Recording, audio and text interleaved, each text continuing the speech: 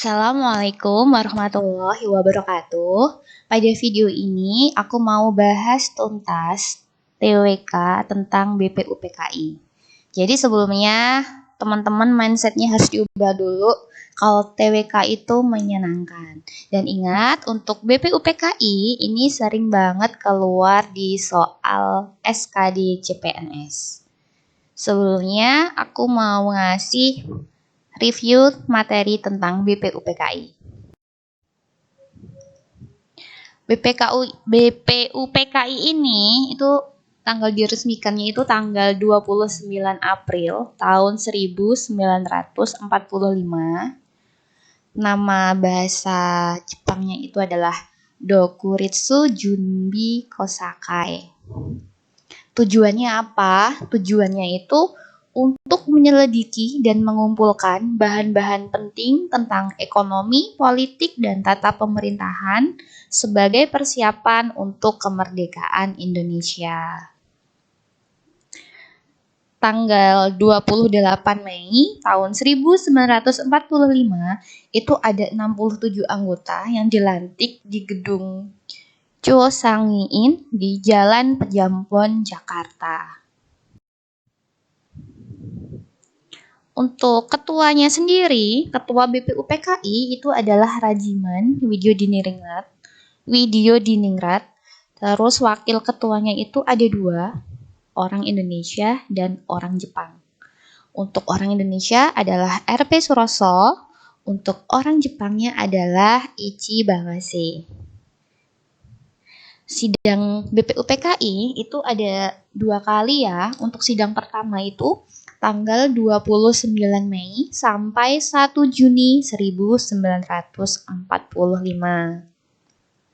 Ketika sidang pertama ini, ketuanya atau Rajiman Widyodiningrat itu berpidato tentang dasar negara.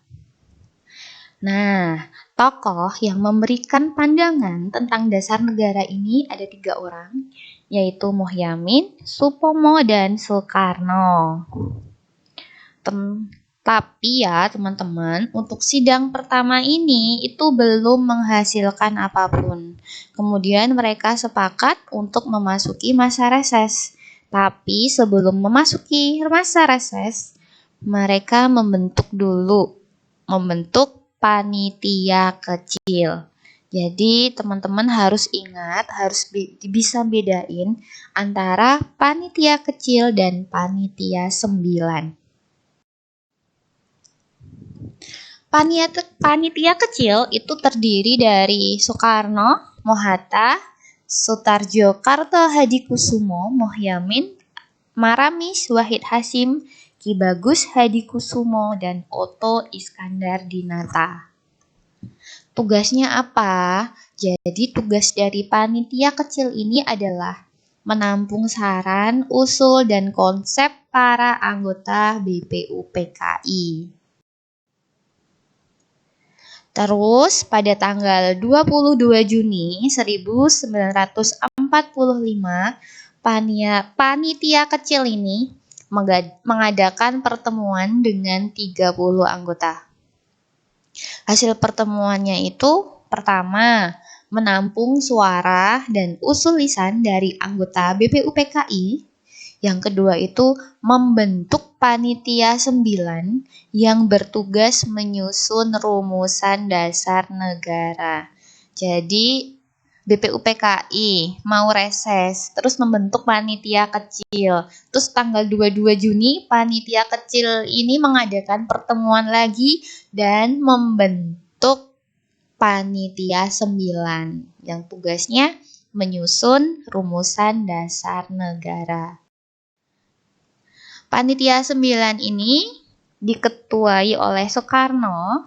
Anggotanya ada Muhammad Hatta, Ahmad Subarjo, Muhyamin, Maramis, Wahid Hasyim, Agus Salim, Abi Kusno Cokro Suyoso, dan Abdul Kahar Muzakir.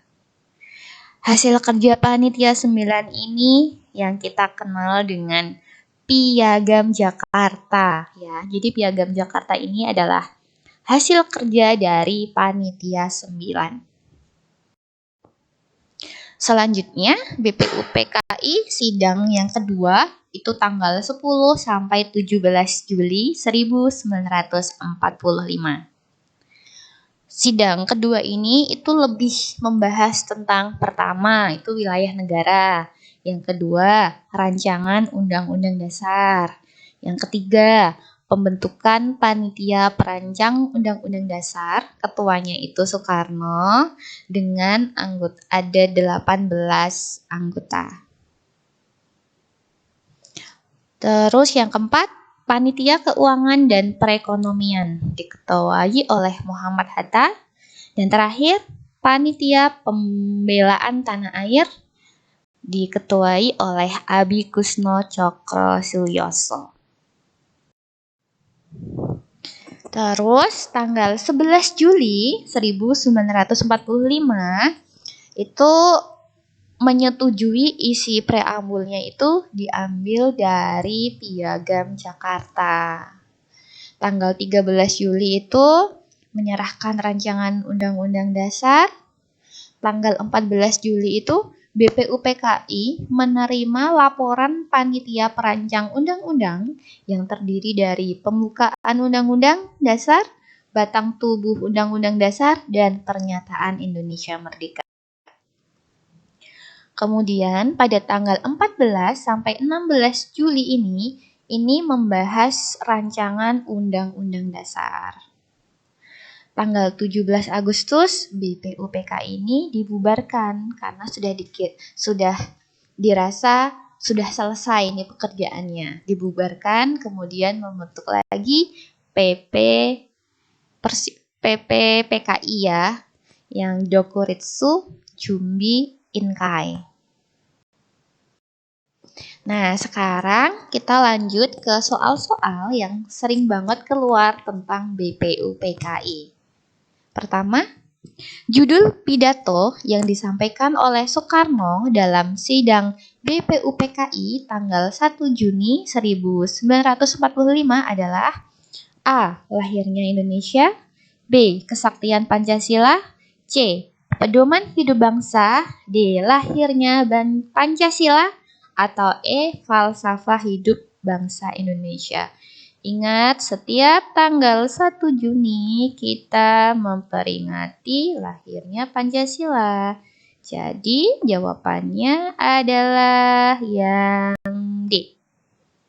Lanjut.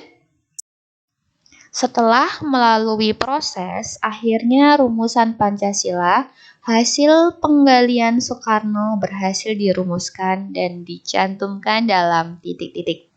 A. Teks proklamasi. Bukan ya.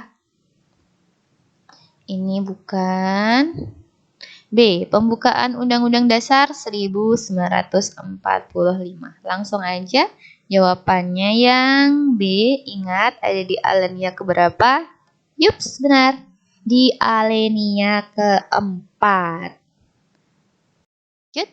Sidang pertama BPUPKI dilaksanakan di mana?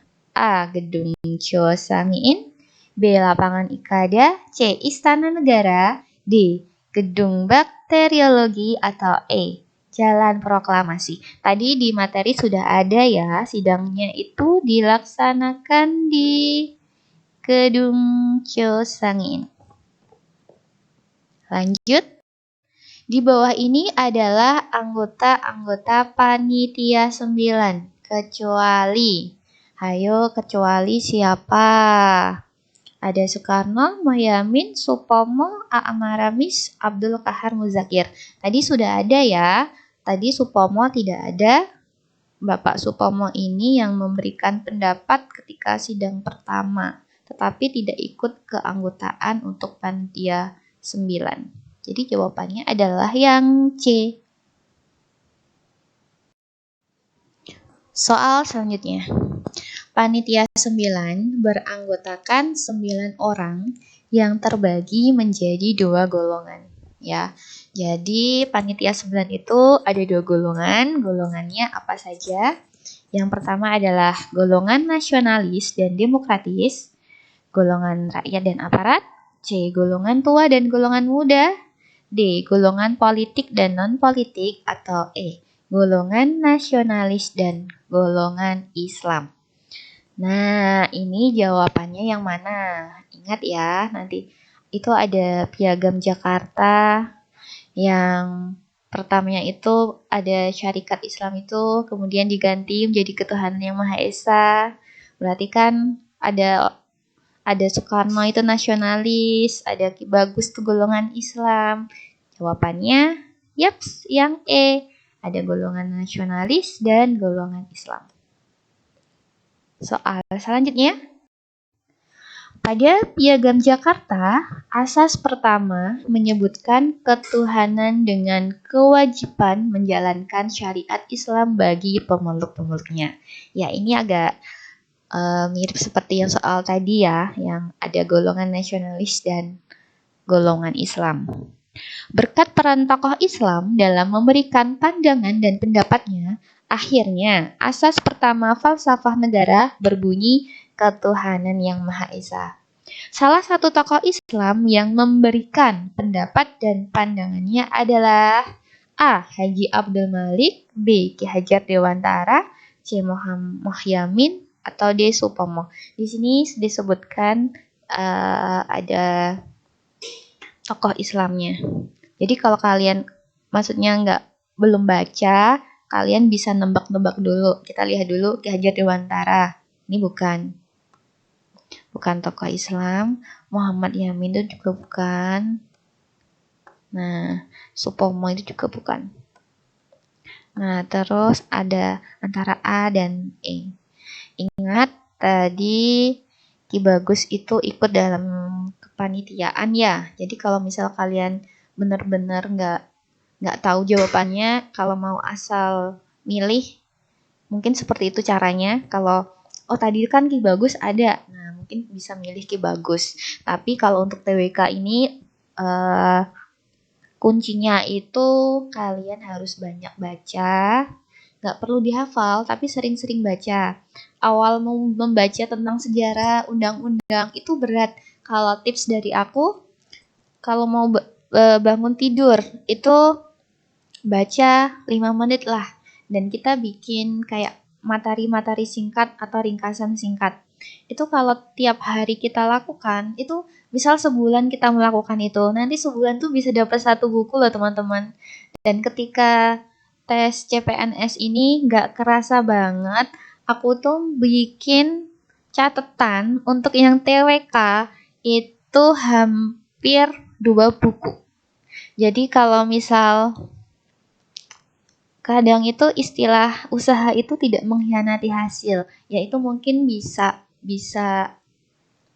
benar gitu ya. Tapi juga kadang ada faktor laki juga lah, kalau misal ternyata ketika tes yang kita baca atau yang kita pelajari nggak keluar, itu juga bisa. Jadi yang penting teman-teman jangan bosan-bosan baca untuk TWK. Terus nggak usah menghafal, benar-benar dipahami. Untuk yang belum tes, semangat. Yang sudah tes, semoga kalian lolos ke tahap selanjutnya.